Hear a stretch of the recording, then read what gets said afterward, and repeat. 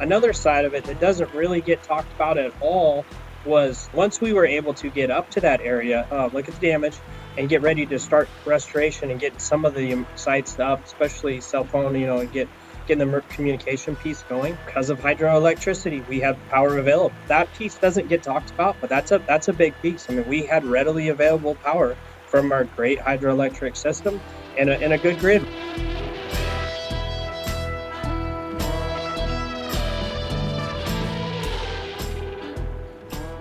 Welcome back to DAM, the official podcast of Northwest Hydropower. I'm your host, Austin Rohr, and I manage all things communications here at Northwest River Partners. Unfortunately, we're facing more intense, more frequent wildfires here in the Northwest and beyond. While solutions to this issue are important, including decarbonizing our energy to fight climate change, which includes utilizing our abundant hydropower resources, there is no immediate, easy fix. Realistically, wildfires are a part of nature. So much so that they're actually important to the health of our forests. But these massive, devastating fires that consume hundreds of thousands of acres and incinerate everything in their path are not healthy, and unfortunately, they're likely here to stay as we face warmer, drier conditions during the summer. That's why today we're going to discuss how our local utilities live with, deal with, and rebuild from the impacts of these fires. Not only that, we're going to hear some stories from one of Oregon's most devastating blazes, what we can learn from them, and what messages of hope there are moving forward.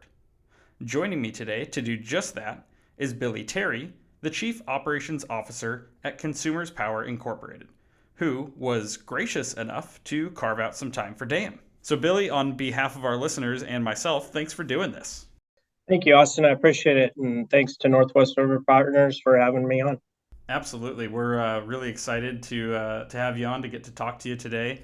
And, the first thing I like to do just to kind of kick things off, I always like to ask our guests to talk a little bit about what they do for a living and how they got to where they are today. So our listeners kind of get to know, you a little bit better and understand your background.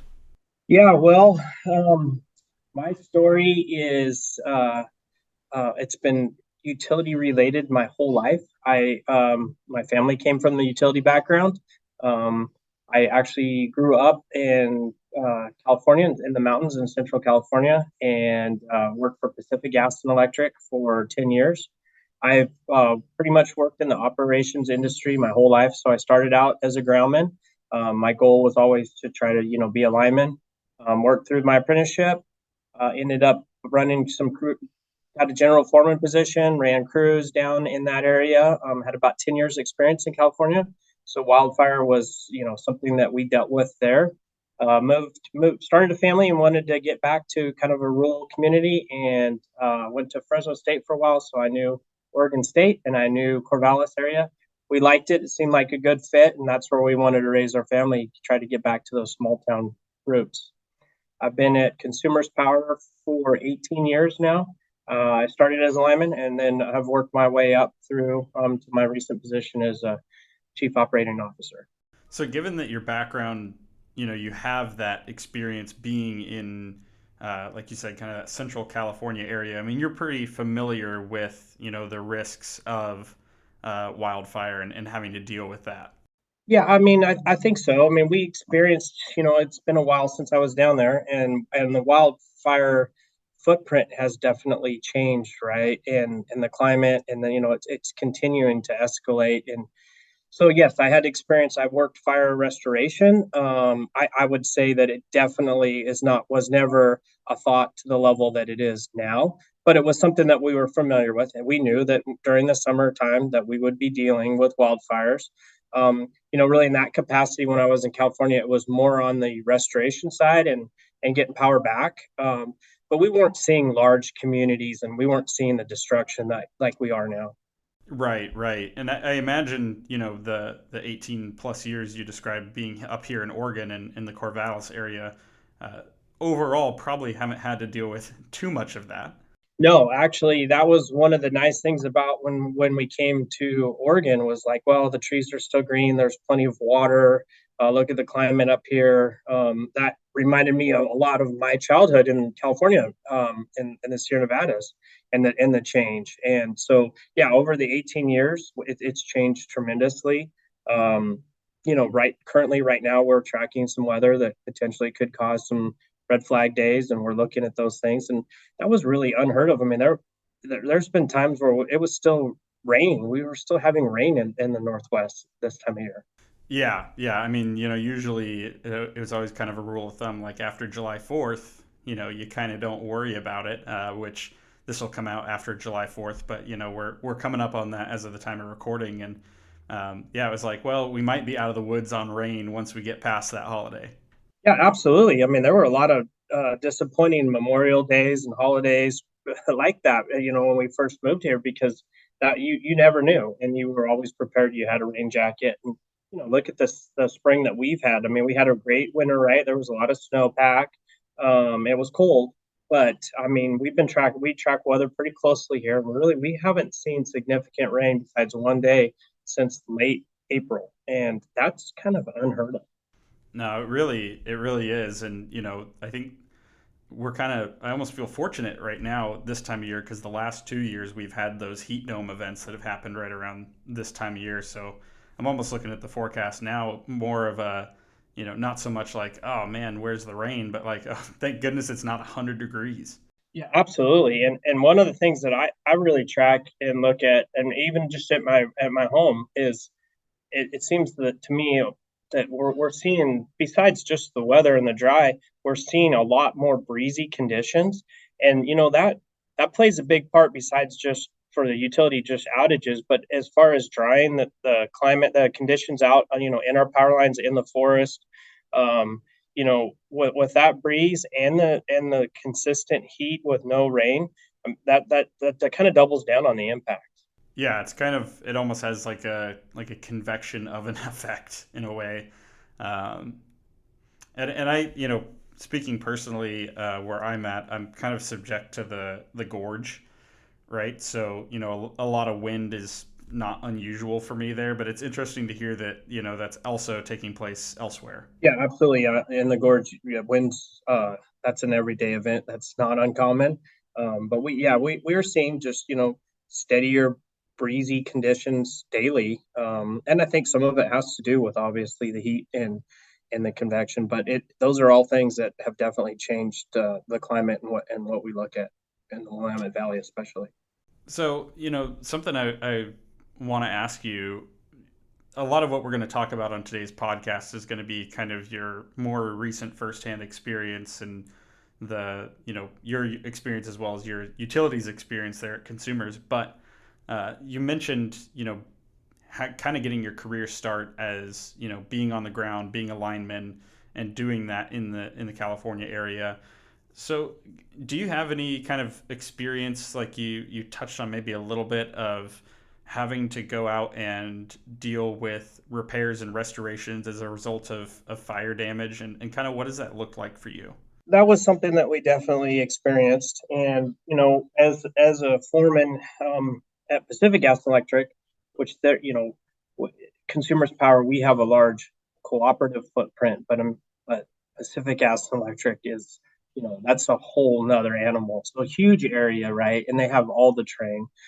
So we thought, had experience, uh, whether it was in the coast, but mostly in the Sierra Nevada mountain range and in the Central Valley. We had a lot of wildfire experience and restoration. One of the things with Consumers Power we've done is we're signed up for mutual aid agreements, and so we've sent our crews, actually our Consumer Power crews, prior to really seeing any wildfires in Oregon like we have the last 3 years. They went down and they participated in the Paradise restoration effort. So that was kind of what triggered the whole thing for Consumers Power. After that experience, it was something that we were kind of tracking, and we knew it was coming. California was in the middle of really their rollout on their wildfire mitigation. So that's kind of what started that. So besides myself, a lot of us, a lot of our crew members also had some experience with that restoration, and we've gone down and helped multiple times since then too. And I mean, would you say just in terms of scale that the amount of work that has to be done has changed? I mean, I imagine it kind of, comes with the territory of seeing these more kind of wide scale community uh, crises, right? The amount of repair I imagine has gotten significantly larger just in terms of, even the workload. There's a couple things that go with that. So you're absolutely correct. I mean, the Labor Day fires in Oregon, there were millions of acres burnt throughout our state, and it wasn't just an isolated event. It was spread out really through a big part of our state. There's challenges there, and the extent of damage seems to be continuing to increase. I mean, I think these fires are burning hotter. Resources are continuing to be strained, so they're not being controlled.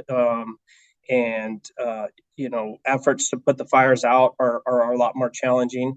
And then there's a lot more communities. I mean, a big common term in our industry is wooey, but basically what that's saying is, we are seeing more and more homes being built out in rural areas.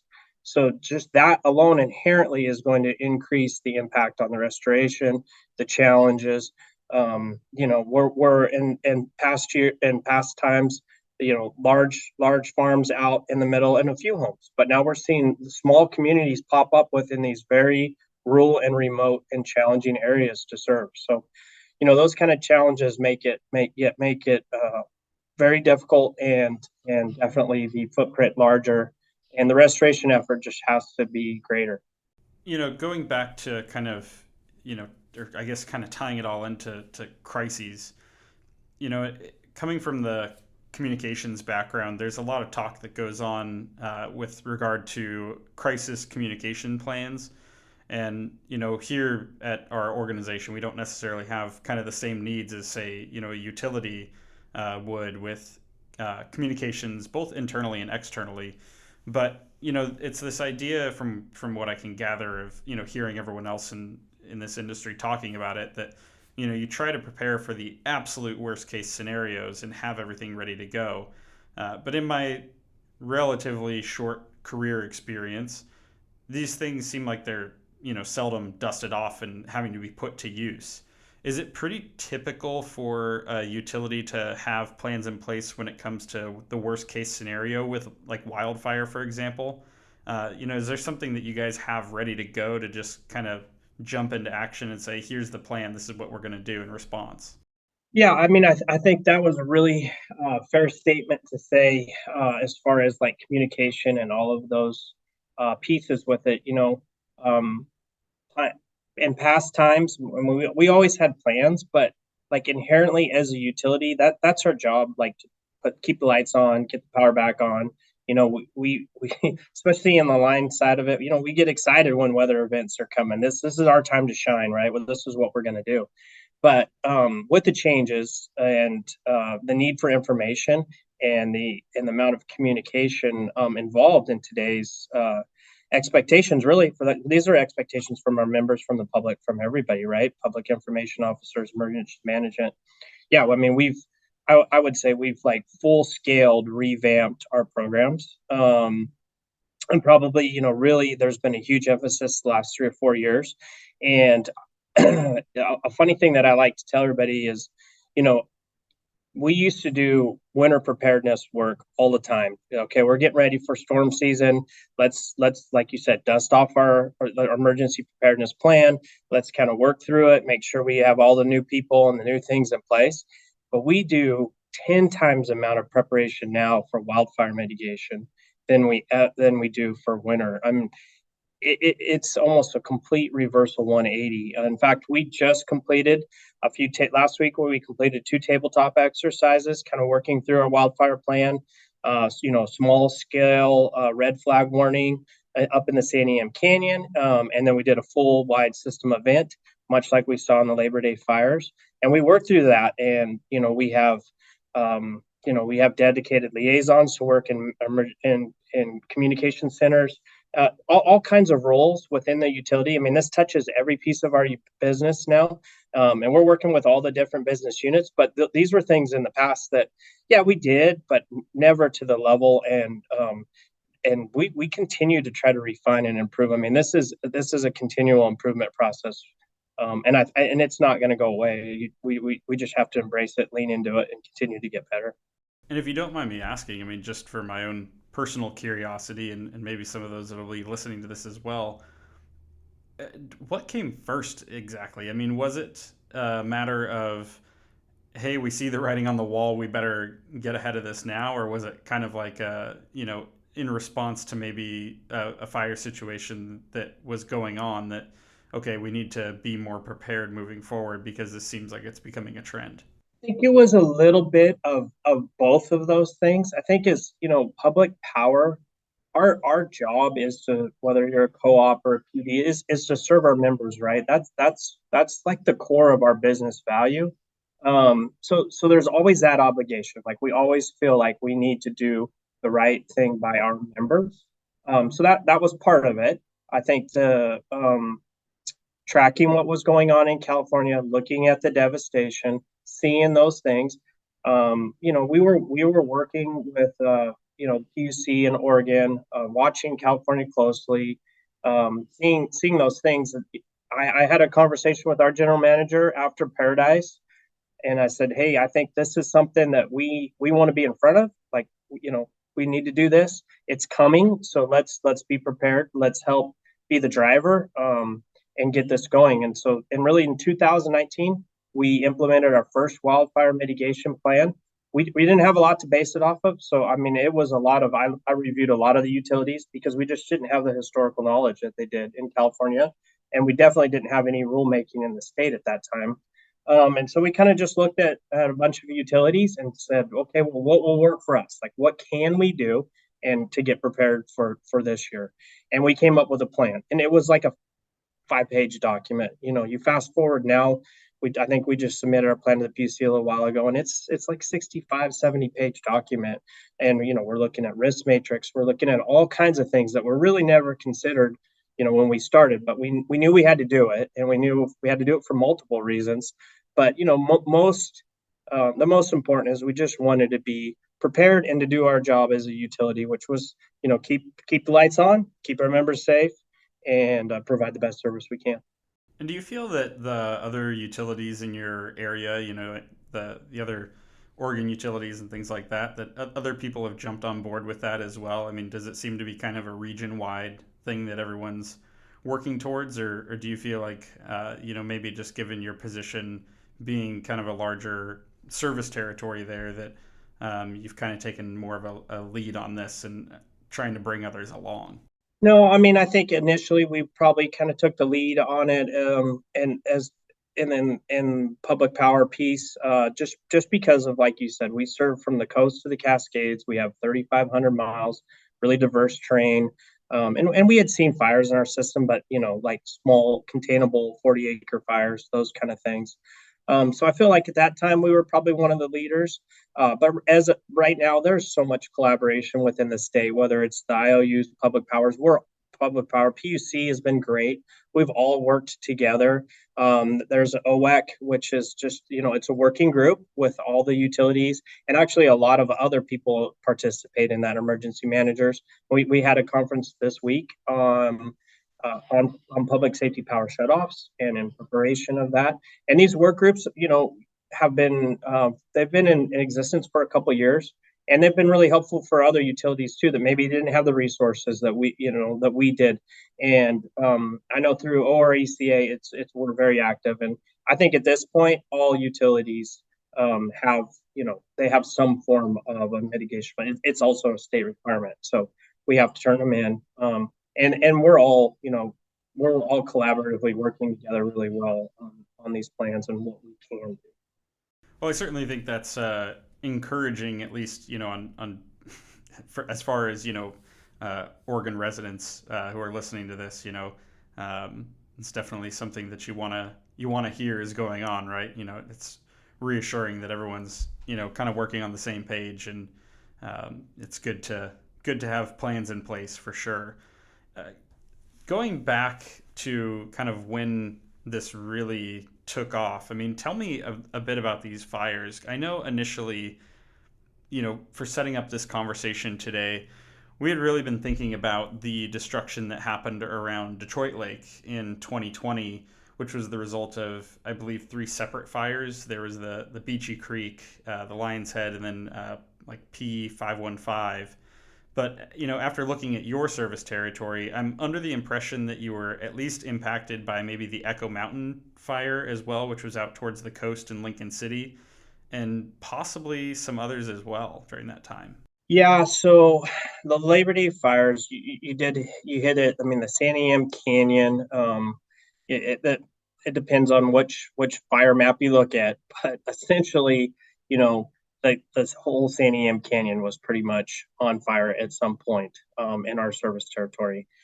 So that was a big piece, and that definitely for consumers power, that was where the majority of the destruction was from the fire. Yeah, the Echo Mountain fire at the coast, that was close. It was a little bit in our service territory, did not impact any of our infrastructure, any of those pieces. And there were some random other fires, but they were small and then they were contained. So really the big focus was up in the Santiam Canyon fire. That was where, we lost over 800 poles were damaged because of that fire, mostly in the outskirts of the state area and then the city of Detroit. And in terms of what that looks like, I mean, when you say things, like 800 poles, I mean, can you put that in perspective for somebody who maybe doesn't understand what an enormous lift that is to try and repair all that? Yeah, I mean, I'll try my best. I can. Well, here maybe this will help a little bit. We still don't have all the poles replaced, so if that gives you an idea, and some of that is by choice because we're trying to work strategically through it, and we don't want to put back the exact same infrastructure, right? Like this is an opportunity to rebuild in the canyon and get a system that we want, that we're proud of, that will help with further mitigation. So there is that, but yeah, that is a huge lift for a utility, and I don't care what utility you are, of our size. And you know, uh, during that time, which it's funny how it's lost, but we were also uh, fully in COVID protocol. All of those pieces, if you ask me about that, I have that doesn't that's way down on the list. Like I don't even think about it. We were dealing with so much. I feel like a lot of that just kind of went out the window. We had a job, we had to do it, but it definitely made some challenges, right? And there was definitely it didn't help anything. I can tell you that, but it's a huge lift. Just to secure those kind of poles. I mean, we probably keep 40 poles, 40 poles of various size at our facilities, and just to try to secure those resources. Wire, like all of those things is pretty challenging. And in terms of your personal experience, what was it like for you at that point in time? Can you share some stories from kind of experiencing that event and what you had to face both on a professional and a personal level? So we during the Labor Day fires, we were tracking the forecasted weather event days before it actually came on Labor Day, and we were working remotely, so that was challenging, right? It's hard to talk to your work groups, get everybody together because we can't. So there were those challenges. We also knew it was a holiday weekend, and everybody wants to be out. It's kind of the last weekend of summer, right before the rains could potentially start. So we started making preparations as early as like Tuesday, Wednesday, the previous week, trying to just have a plan in place. We had a good wildfire mitigation plan. We were very confident that our plan was solid, and it was just let's make sure that we have the pieces to start working this plan right now in case this weather event does materialize. And I can personally remember out mowing my field in the morning and going, holy smokes, I don't know that I've ever seen my field this dry.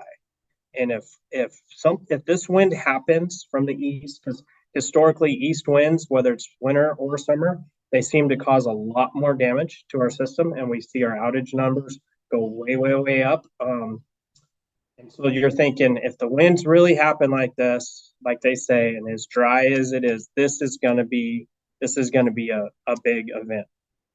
So I guess for myself personally, it was just questioning like, are we prepared enough? Do we know? And it was really, it was like, no, we have a plan. We've done this before, and we had seen red flags. That it wasn't something that was new. So we knew what we were going to do, but never did we ever think that we would be in a situation like that. And that was very unique. It was a very unique weather event, but it was system wide. So it didn't just impact the Santiam Canyon, and it lasted for days and days. And there were, I think it was about 3 days before we started energizing power back.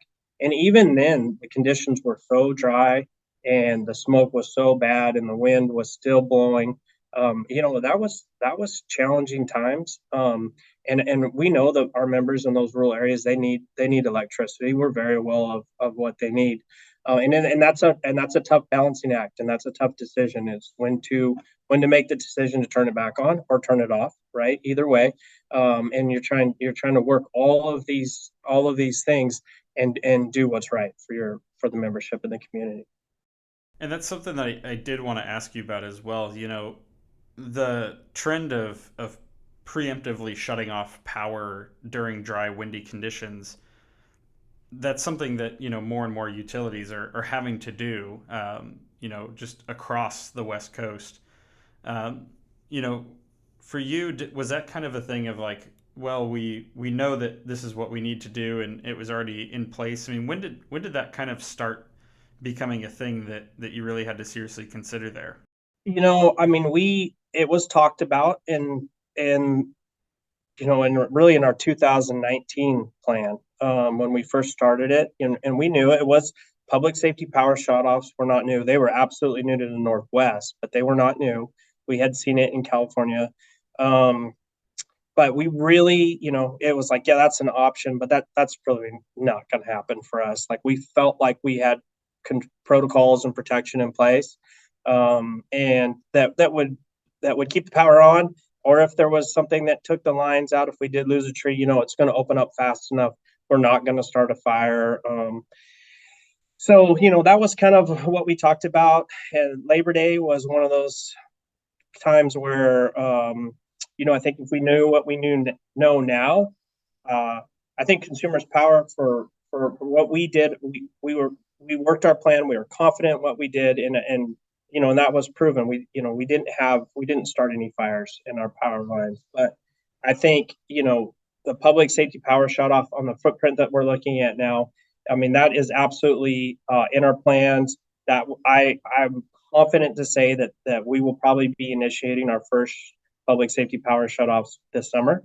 Um, it'll probably be here, and that's where we need to really start preparing. That's where we're working really hard on the communication piece, working with our members. But that is the state of the state right now at this time. I mean, that's where we're at. These things will be happening. This isn't something that we're talking about. Um, and the stakes are high. So we need to make these decisions very carefully and calculated. But they're here and it's real. And for us, I mean, I really feel like the turning point was the Labor Day fires. And I mean, naturally, there's a liability component to it. Certainly, there's also, it goes without saying, there's a public safety component to it, right? I mean, you don't want to be the cause of a wildfire that has the potential to devastate communities and burn tens of thousands of acres, or hundreds of thousands of acres for that matter.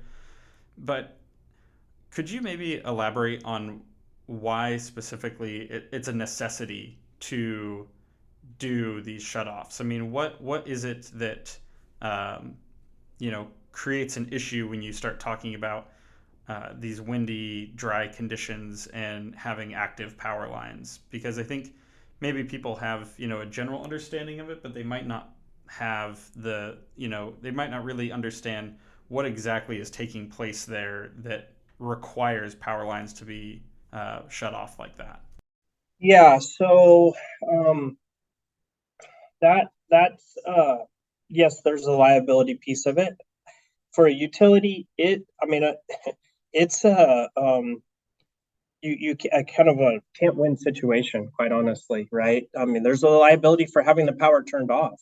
especially in our remote areas, they depend on power for water. They depend on power to, open gates, garage doors, all of these things that potentially could help, on just the opposite way, help put out a fire, right, or defend their homes in case. And so there's that piece to that risk that you run on both sides. So you just really have to do what you feel is prudent and the right thing, for your members and for the community. But we in Western Oregon, especially, there are a lot of trees. There's just no other way to put it. There are a lot of trees, and these are very narrow right of ways at times. And consumers' power, the our tree outages, probably 90 to 95% of them are not related to any tree in the right of way. These are trees that are hundreds of feet away, that are hundreds of feet tall, that fall. And when they fall in those conditions, when you have power lines that hit the ground and it is dry, it takes, the incident energy to hit to start that spark that could potentially, spark a blaze out of control. Is It happens so fast. And that's why we put mitigation protocols in place well before these red flag days. I mean, we're gearing up right now to start setting our system. We have alternative settings. So, if there's a fault, it's just going to trip out once. So we don't have reclosers closing in multiple times. And, that's a total departure from what the industry standard was years ago, especially with like coordination, the goal to keep the lights on. Now we're looking at it totally different, through a totally different lens. Like we know the opposite of that. We want, if there's something that's gonna start a fire, we want to trip it out as fast as we can. So that's hard to get your head wrapped around. But yeah, essentially the risk with the trees, with conductors, and the ground conditions and the dry soil, underbrush. That's a big challenge, is to try to clean up these right of ways and get this brush cleaned up, because that's all fuel. That's all fuel for a fire. So that's really the theory behind a public safety power shutoff, is when these conditions are right, and it's not just one condition, it's lots of things, then we make that decision that it's time to turn the power off. I will say too, personally, speaking from some very recent experience, I was actually I went camping in the Sierras about a week ago, and I had never been up there before. I'd been to like the Eastern Sierras. I'd been, all over lots of parts of California. Never been to that area personally, and certainly never camped up there. And, you're during this time of year still allowed to have campfires and everything like that. So, I'm thinking, oh, I got to break out the fire starters or whatever. And, the person I'm with like goes, and they're, more familiar with the area than I was, goes and like picks up some sticks and holds up a lighter to it, and they just go up in flames. And I'm looking at it in disbelief, like, if you tried to do that up here where where I'm from, I mean, it would just be a soggy mess. You'd have just a smoldering pile of nothing. And so, it's eye opening to be like, wow, if you can literally, just a few seconds with a lighter get a fire started just like that. I mean, I can only imagine when you fast forward into August, September, and you have the amount of fuel that you do out there. Yeah, it's scary.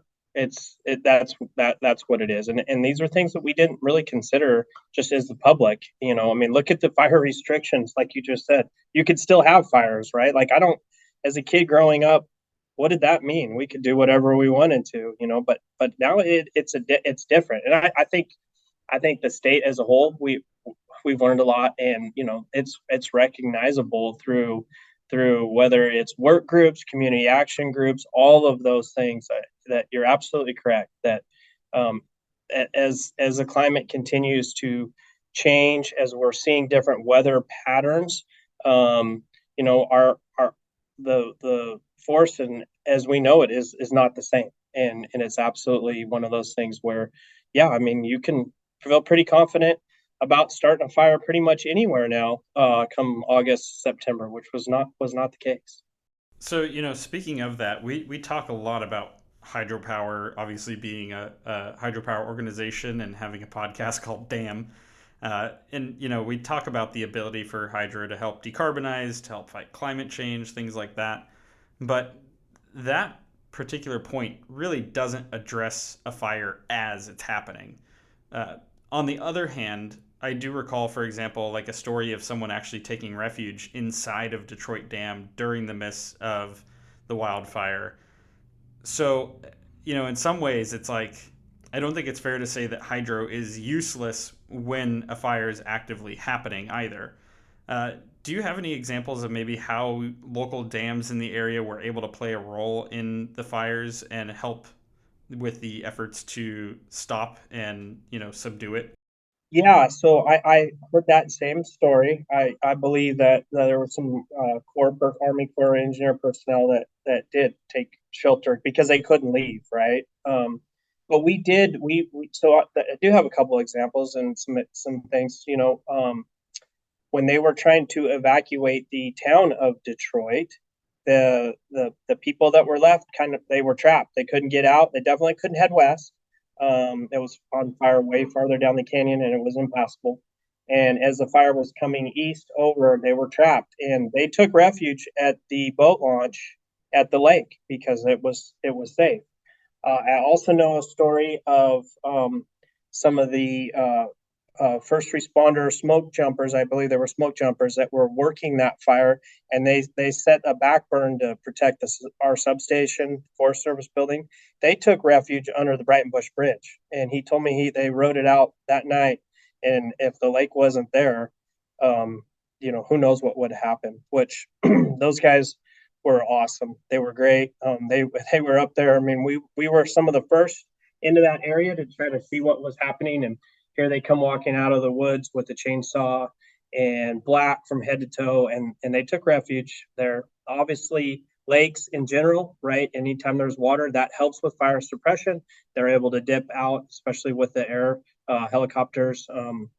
So hydro does play a big piece in that, but another side of it that doesn't really get talked about at all was for consumers power.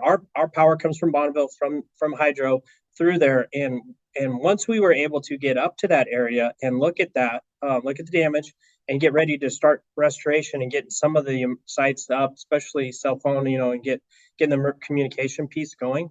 Um, because of hydroelectricity, we had power available, and we were able to start doing that. And if you other resources, you can't say that would have been the case. So I think that piece doesn't get talked about, but that's a big piece. I mean, we had readily available power from our great hydroelectric system and a good grid, right? We could feed it from both ways, and worked with Bonneville Power Administration and got the power restored, and we were able to deliver it to the emergency sites and start setting up uh, camps and getting people and emergency restoration people power and cell phones and communication and all the things that we need to start the rebuilding effort. No, that's a really good point, and I've never really put that much thought behind it, if I'm being honest. But there, there's something to be said for hydropower, which I mean, it makes sense, right? But it's kind of wildfire proof. It doesn't rely on, for one, it doesn't rely on sunshine. So when there's immense amounts of smoke blocking out the sun, as I'm sure you and I have both experienced during that time.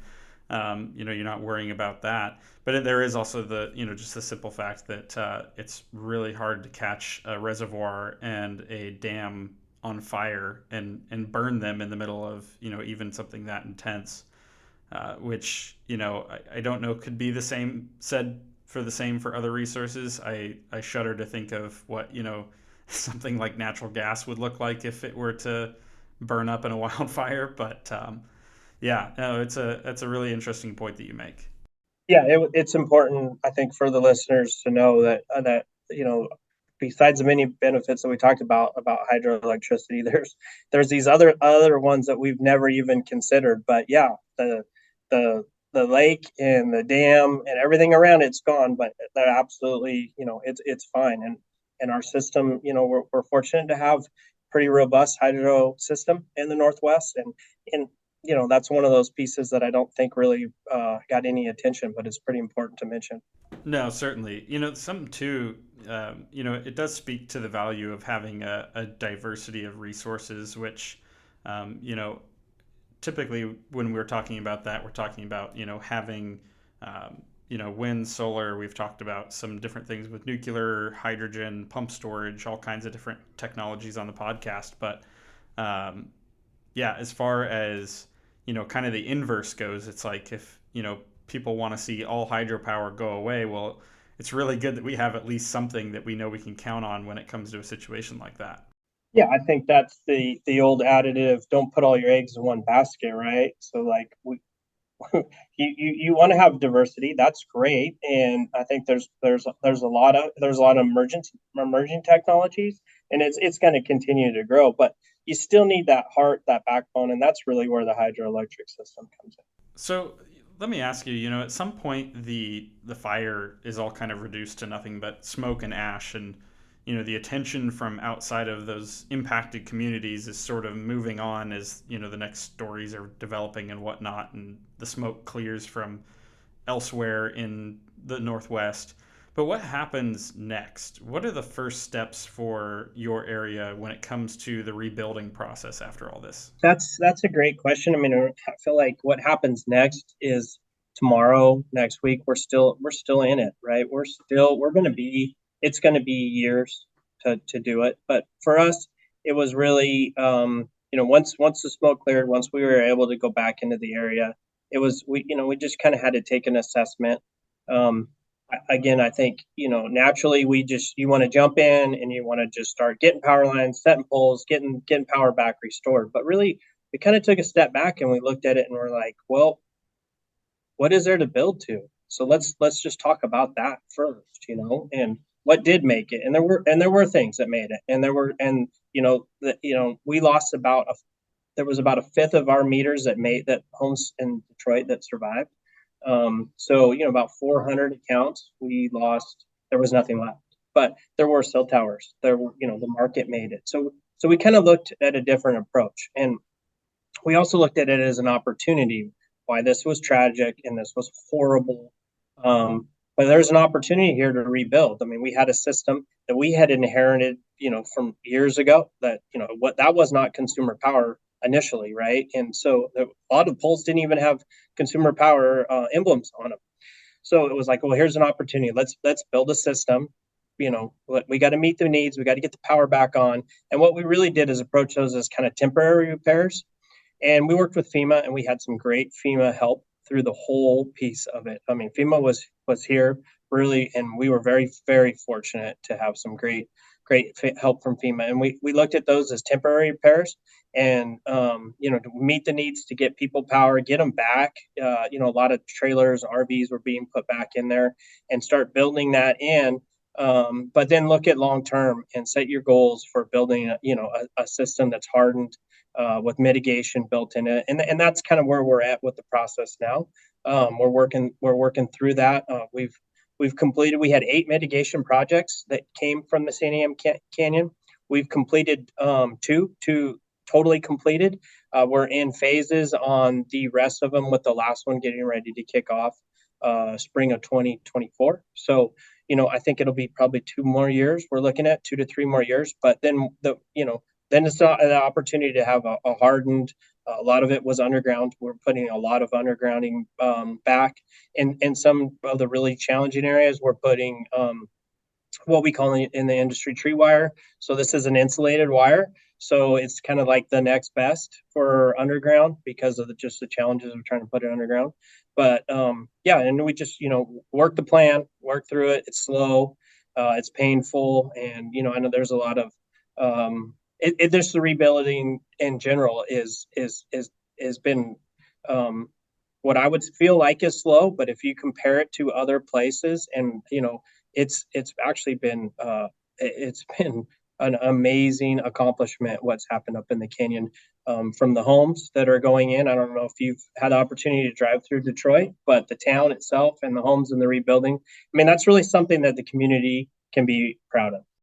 Definitely, and that's something that I was curious about coming into this is what sort of silver linings can you find in a situation like this, and what those opportunities are for making changes, upgrading your infrastructure, and really you know seeing this as an opportunity to not just replace what was there, but to actually kind of propel things forward and make it not only better all around for the utility and the community, but also for, anything like this that could potentially happen again in the future.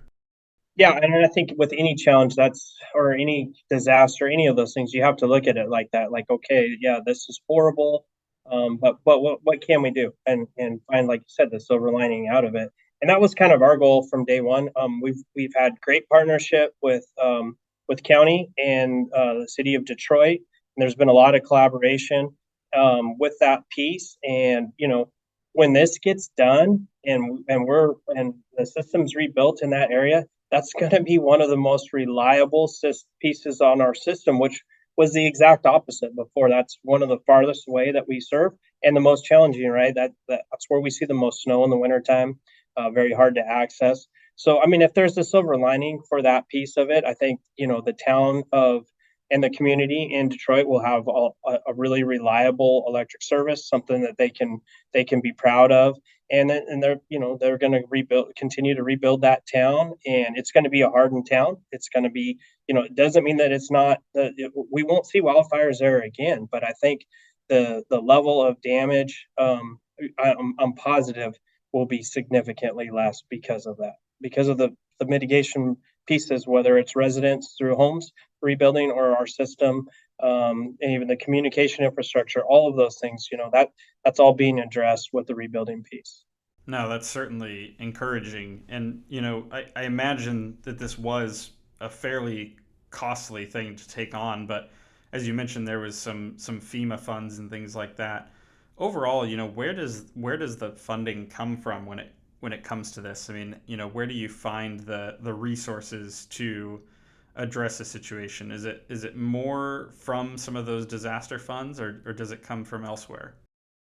It's going to be, we're fortunate because we're a nonprofit, so we are eligible for some of the disaster funds from FEMA. So that helped, and I mean, a large portion of that was paid through the FEMA process, but CPI is also having a significant stake in this from really this is our capital investment into our system, and to the tune of millions and millions of dollars, coming from our members through our rates.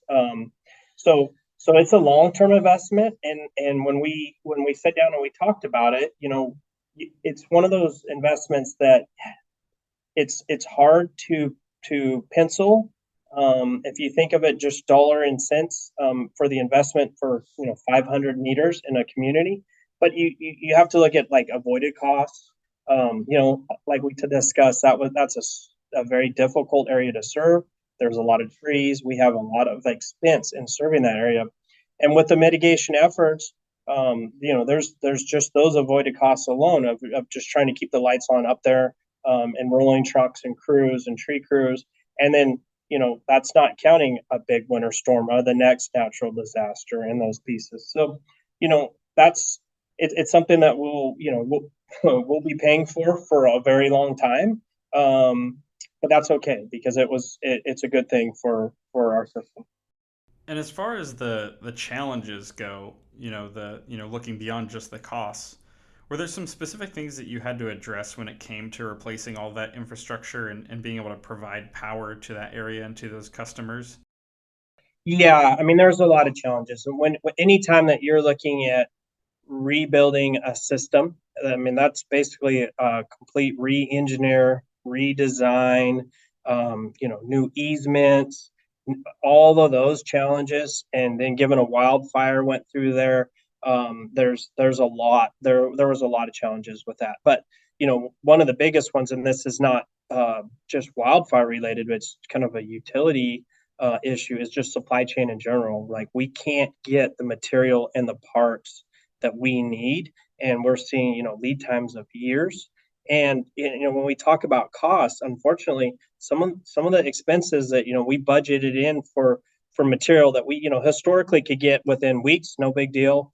We're seeing like 4x, 5x what they should cost normally, and lead times of years out. So you weigh that with trying to redesign a whole system and still meet your members' needs and get the lights on so they can at least have a trailer back and they can start the rebuilding. Those are some really big challenges, and a lot of them you can't control. Right, right. Well, and earlier too, you mentioned during the fires that you had to deal with some of the challenges of having COVID protocols and things like that. The timing of this also obviously lines up with having to do the rebuilding during COVID as well. Did that, I mean, it sounds like the supply chain and the cost impacts were pretty significant. Were there other COVID challenges? I mean, I've heard, from some other utilities, things like, just staffing issues, right? I mean, just getting enough people on deck and replacing jobs as people leave and move on to other positions. Maybe just, take me through some of those rebuilding challenges tied into COVID. Yeah, I mean, I think you nailed it. Staffing is tough, and it wasn't just staffing at the utility level. I mean, these projects are not just utility based, right? We're relying on third party vendors. We're relying on contractors to help with different pieces. We're relying on FEMA to help us work through the process. All of those things. So now we're still remote. We're not able to sit in a room together and just sit down and work through that piece of it. We can't. The challenge of finding employees, and just resources in general, as far as human resources and people to do the work, was really challenging. And and COVID played a huge part of that, but also the state in itself was pretty much rebuilding. We were rebuilding all over the state. So there's this conflicting challenge, right? Like, everybody's going through this. This isn't in just one area. So we can, the pool of qualified workers or people that do this is that there's only so much of us, and we're now spread out throughout the state, actually throughout the region, because there were wildfires going in California at the same time, all of those pieces. So resources were so thin that it made it really, really challenging. Now we're very fortunate. We have a good working relationship with a lot of our contractors. I think everybody felt a commitment to the community, and there was a little sense of obligation, and people made a lot of sacrifices. I mean, our employees at Consumers Power made huge sacrifices personally and worked around the clock for months. We, did not see our families 7 days a week to try to get that up. But we felt like that was our responsibility. Like, we owed it to our members, we owed it to that community. And we were really fortunate to have really good third party help that was able to come in and do those same things. Most of these people are members of the community. They live there. They know these people. I can guarantee you almost everybody knew somebody that either lost a home or was impacted by those fires. Do you feel like the community was able to reciprocate on some of that and respond as well? Were there areas and opportunities where, beyond just like, let's say, the contractors, that general public was able to be a part of some of the rebuilding plans or the process and be included in how this all went down? Yeah, I do. Our experience. We've talked a lot about Detroit, but there were other communities that we served up the North Fork River, Elkhorn community, things like that. And I do. I think that everybody rallied.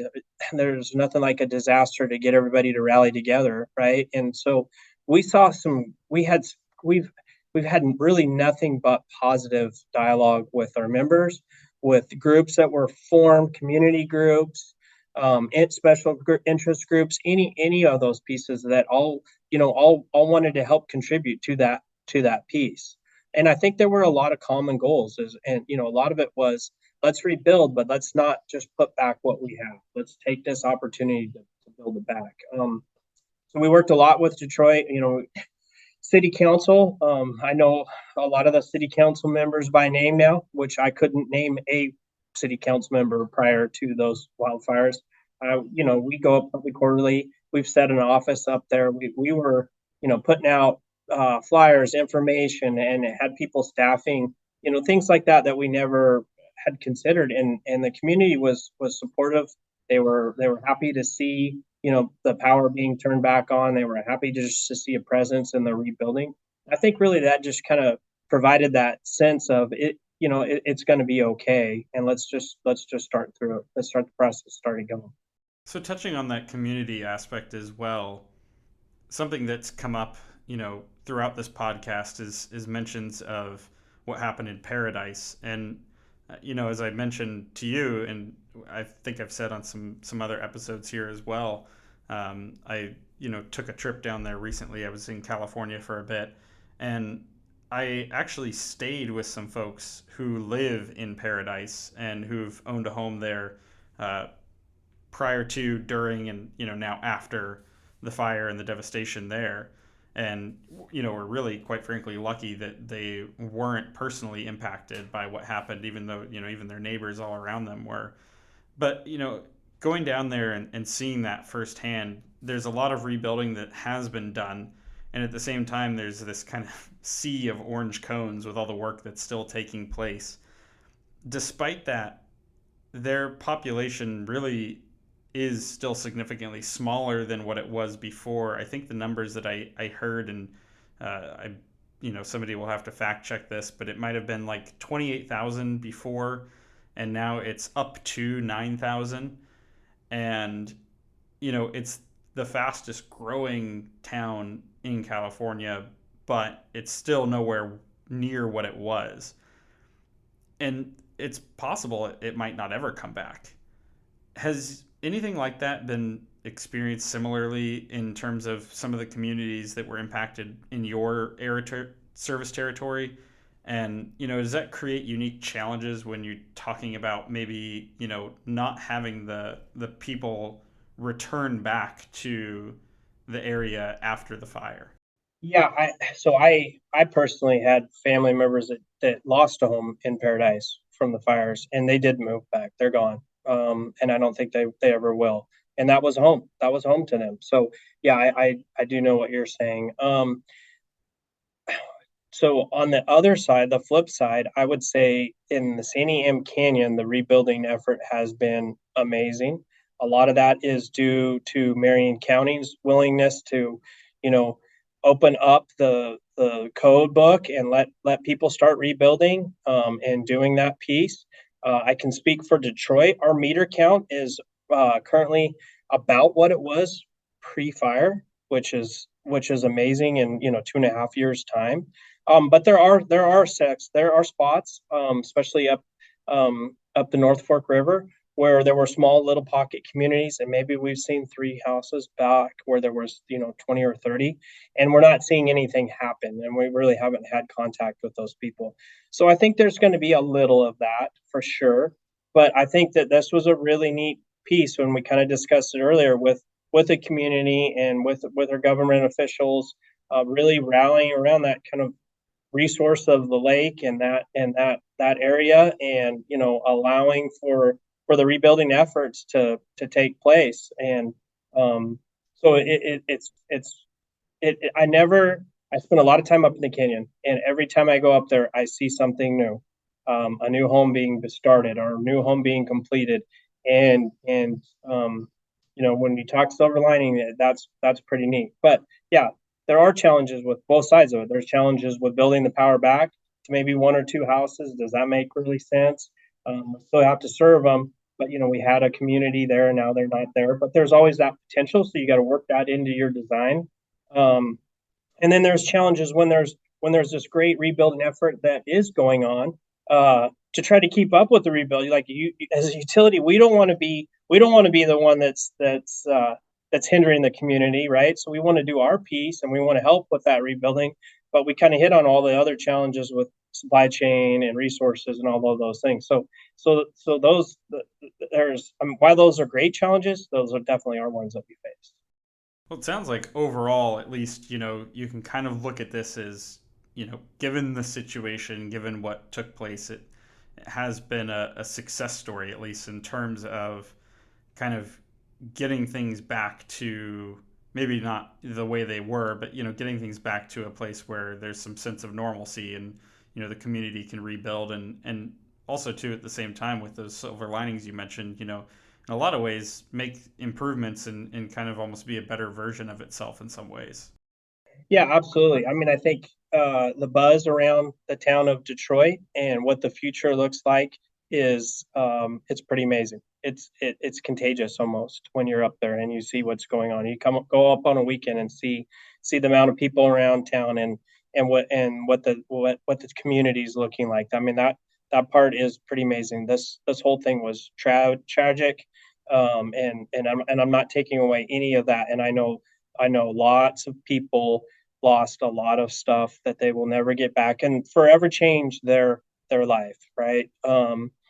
But some lost their lives, and all of those things are extremely tragic. But there is the rebuilding, there is the hope, and there's the piece of a better future for that area. Certainly.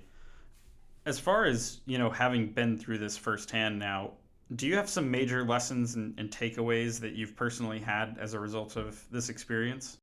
Yeah, there. I mean, the list is very very long, both personal and professional. There were a lot of takeaways, but I mean, the biggest piece of it, I would say, is we felt like we were prepared.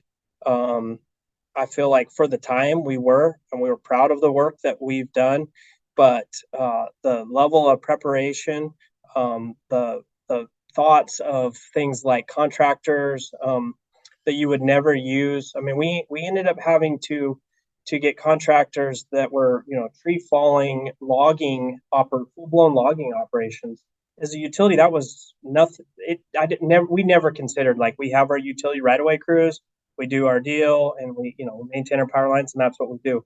But I guess the biggest takeaway, both personally and professionally, is like, this is real. This can happen on our landscape, and the magnitude is beyond what we had ever imagined. So really, we need to be prepared, and as a community, as our government agencies, as a utility, all the way down to your home and your family preparedness plan. Like, these events will continue to happen, and we need to be prepared for it. Well, that's something that, I'd like to get your take on is, for the other utilities that, are potentially going to listen in, or, staff at those utilities, what would you say to them? I mean, the likelihood of another event of this scale happening in your service territory might not be all that likely, but at the same time, you certainly can't rule it out at this point, right? But um, you know, it's bound to happen eventually somewhere else here in the Northwest, one way or another. Is there anything that you would say to maybe those other utilities out there that are going to be tuning into this one that haven't experienced this, but certainly have the potential to? Yeah, I think the biggest thing, like we said, the preparedness piece, but I think just to get a little more granular with that, is really consider what would never been considered in the past. Like, um, there's really nothing that you shouldn't be prepared for. Like, these events, and the scale of them are that they're going to continue to get bigger, and I think the impact is going to continue to grow to the community. The fiscal impact, especially, will continue to grow, and work on things like communications, public information officers, work with your emergency managers. I mean, there's the state's been great with a big rally of trying to bring these resources together. But and it's challenging with small utilities because we don't have staffing um, to those levels. So we're training. We have internally, we have lots of people wearing different hats and totally different roles than we had ever considered in the past. But there's a lot of opportunities out there to get this assistance or to get the training and work on that. So I mean, I think that's the biggest thing that I would tell the other utilities is be prepared. Think of things that you wouldn't normally think of, that are definitely outside of our scope of work, and really start planning for them. I mean, we like I mentioned earlier in the podcast that we talked about some tabletop exercises. Those we continue to grow and learn from tabletop exercises. They help start performing those. Look at after action reports. That's another thing that we really didn't do before. I mean, we knew when we did a good job on the storms. We knew we got the lights on. We knew there was a lot of broken poles. But now we really dig down and look at after action reports and, like, where can we improve? And honestly, our focus so much has been on communication. So it's a big shift, like working with working with the communities, working with the Office of Emergency Management, getting, using these tools that we had never had in the past. Before we used to say, oh, lights will come on when they come on. Well, that's not good enough anymore. Like, we need to work through these pieces and do it. And there's resources, there's help out there, but be proactive and get it set up, because if you end up with a magnitude of event like we saw, you're still going to be overwhelmed. It's still going to have challenges that you never thought of. But if you have a good plan in place, you can work through those. And lastly, I imagine a lot of those general sentiments, maybe not, things like the after action reports and whatnot, but just having a plan in place will apply here. But what about for regular folks? I mean, for whether it be, people in your community or people anywhere out there who have the potential to be impacted by something like this. I mean, what advice would you give them from that utility perspective of what they need to do to, sort of be ready for something like this and be thinking about the potential for fires during, this wildfire season or any upcoming ones in the years to come? Yeah, I think that's a great question. I think a lot of this applies both to wildfires and also, winter storm events. Gen- Generally, as utilities, I think we've done an amazing job of keeping the lights on over the years, and I think it's become more of the norm. And we don't look at it, the public in general doesn't look at it power outage like that, say they would 20 years ago. It's like, oh well, power is going to be out. I have a generator. I'm fully prepared. I live out in the woods. I have a chainsaw. I know what I'm doing. Here we go. No big deal. It'll come on when it comes on. And that's not the case. And we kind of talked about that. We're seeing people move farther out, and maybe people that aren't as prepared for that.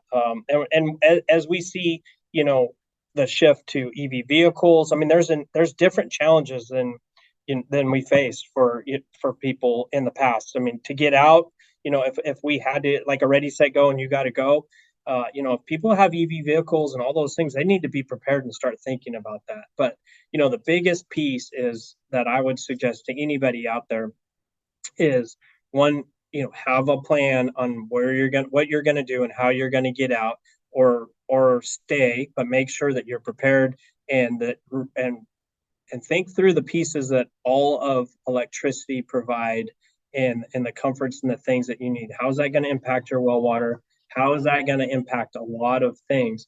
And be prepared for 7 days of that, because you may get that. I've we've personally seen some winter storms the last couple of years with some ice, where we people living out in the rural remote areas 6 7 days without power, and they were trapped in their home, and they didn't have the tools to get out and to go get help. So you need to have those plans put in place, and really be able to be self-sufficient and not rely on anybody, and be prepared for that. I appreciate that because I think that it's, we all kind of get really caught up in our day to day lives. We don't really necessarily think about these things or want to think about these things. And it's really easy to, kind of, everything will be fine, right? But it's all fine till it's not. Yeah, don't wait to start your generator until the power's out. Don't wait to check your chainsaw until you need to cut the tree. Do those. Be a Boy Scout. Be prepared. Do those things ahead of time, because it's here, and when it happens, that you better be prepared for it. I mean, the amount of times that I've been just hopelessly pull starting a chainsaw or a generator that, you know, haven't done it in a little bit and all of a sudden realize, oh, it doesn't run for who knows what reason. Yeah, that'll definitely make your day a lot more interesting if you're actually having to depend on it versus just trying to fire it up for whatever reason. Yep, absolutely. There's nothing more frustrating than having the tool but it not working to do what you need it to do. Definitely, definitely. So while I've got you, giving out advice here, the last thing that we always do on Dam with every one of our guests is to give them the opportunity to share just general life advice. And I kind of give a little spiel about it every time, just for folks that aren't familiar with the podcast, and maybe you're tuning in for the first time, and also for guests who haven't listened to episodes of the podcast as well. We just do this as a way to let people, again, get to know you, get to make more of a connection with you, and, kind of break up the monotony of talking about utilities and energy and hydropower and all of the things that are real deep dive topics. So, if you could just leave us with maybe a little bit of personal life advice that you'd like to share today. Wow, that's a tough one. I think I guess if I had to give any personal life advice, I'll stick to the theme that we've kind of talked throughout this podcast, uh, related to fires, rebuilding, resources, all of those pieces, and I did it on people in general, your employees, your the colleagues, that people are our greatest resource. And I think if we're going to get through any of these things, we need to understand that we need to work together. And I think with good understanding and realizing that these are your assets, these people are what will help get through any of those pieces of it. Stick to that and work through it, and I think good things will happen. I absolutely agree with you, and I'm also going to take a quick opportunity to point out to people listening that what you're saying also ties into what we try to emphasize so much, whether it's our podcast, whether it's our messaging here at the organization, or I think so many of our members try to do as well, which is to remind folks that we're talking about community-owned utilities, and community is important, and utilities are important, and it all ties together. So it's really valuable to bolster those connections, bolster those relationships, and really stay involved when it comes to knowing what's going on with your community and with your community owned utility. Well said. Well said. Well, that pretty much wraps it up. I appreciate you making the time today, and I really appreciate you sharing the stories, the experience, everything like that. I think as far as people have an experience with this goes, not everyone has been through it, and hopefully a lot of people will never go through it. But it's sort of invaluable knowledge that you have, having been through it firsthand. So thanks for making this happen. Well, thank you for having me on there and on here, and it was a great experience. So thank you to our listeners too. I'm just now putting the finishing touches on the edit of this podcast, which you'll all be hearing very, very soon. And I gotta say, I'm really excited to share this one with you all. If you've listened this far and checked out some of our past episodes, you've heard my whole pitch about the value of untold stories of hydro, heroes of public power, and all that other good stuff. Well, I don't think you could make a much more compelling case than this. The opportunity to hear Billy's stories and hear what Consumers has done and is doing to confront wildfire across their service territory made this episode of Damn truly special. The unfortunate but important thing to remember is that all of this came at the expense of the community of Detroit and everyone impacted by the devastation that took place. That shouldn't be forgotten in the context of today's discussion, and it serves as a reminder that this isn't just an interesting topic. It could make all the difference one day for some of you listening. And just a few weeks after we laid down this podcast, major wildfires have already sprung up all over the Northwest, and this episode is unfortunately very relevant. I'd like to say I hope this information comes in handy, but I'd really rather you never have to actually put it to use at all. Anyhow, let me know what you learned from today's episode, what you'd like to hear on future episodes, and what you think of the podcast by contacting us on the brand new nwriverpartners.org website and using our contact form. You can also email us at info@nwriverpartners.org. Alternatively, you can leave reviews on your favorite listening platform which satisfy the algorithms and contribute to helping us reach new ears. While you're there, tap the bell icon to turn on notifications so you don't miss any future episodes, which arrive every other Friday. Lastly, visit us at NW River Partners on Facebook, YouTube, Instagram, Twitter, and LinkedIn to see what we're up to. But before you go scrolling, seriously, go see if that generator that you shoved in a dusty corner somewhere actually starts.